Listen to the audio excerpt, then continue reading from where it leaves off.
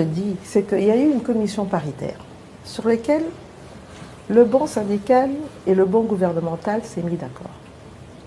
On a bien indiqué la problématique que nous avions. On s'est mis d'accord sur un certain nombre de pas qu'on va faire d'un point de vue financier pour pouvoir déjà accomplir un certain nombre de paliers. On s'est mis d'accord sur ça. Donc si aujourd'hui, quand un accord a été pris, certains, parce que quand on dit au niveau des enseignants, ce n'est pas tous les enseignants. Du moins une bonne partie. Une bonne partie, vous l'avez identifié? Vous avez fait cette analyse? En tout cas, ils sont de plus en plus nombreux. Ils sont de plus en plus nombreux, mais je pense qu'à partir du moment où on s'est mis d'accord et qu'on a dit qu'en 2025, on allait continuer, on préfère aller sur une année blanche. Je ne pense pas que ce soit la solution. Le gouvernement a montré sa bonne foi. Nous venons d'arriver, nous avons montré notre bonne foi. Nous avons un budget que nous n'avons pas, nous, élaboré. Nous travaillons sur base du budget que nous avons trouvé. Laissez-nous la chance, avec le budget que nous venons d'élaborer, une fois qu'il va être approuvé par le Parlement et qu'il sera promulgué, à ce moment-là, on pourra faire mieux. Mais là, on fait avec ce qu'on a entre les mains. Malheureusement, madame, quand on parle avec les syndicats tels que les SIECO, les Synécat et tant d'autres, ils accusent le gouvernement de ne pas négocier avec les bonnes personnes.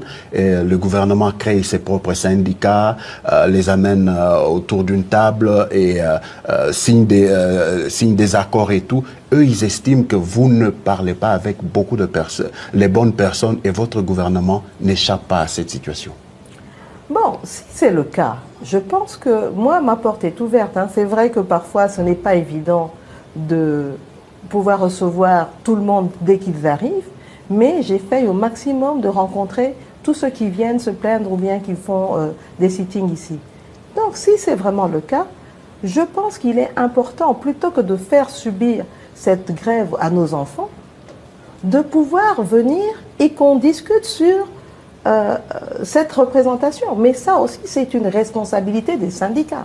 Parce que comment voulez-vous que nous, gouvernement, aujourd'hui, nous discutons avec un groupe, demain, c'est un autre groupe qui revient. Donc je pense qu'il est important d'aller, et ça j'en ai discuté avec les représentants de l'intersyndicale, pour s'assurer qu'on puisse aller vers les prochaines élections syndicales, qu'il y ait un renouvellement, et comme ça, au moins, on pourra avoir les personnes qu'il faut, avec qui on va pouvoir discuter.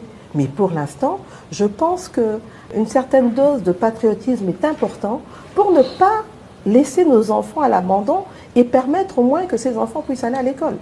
La création d'emplois, un point très important. Et donc j'ai essayé de passer en revue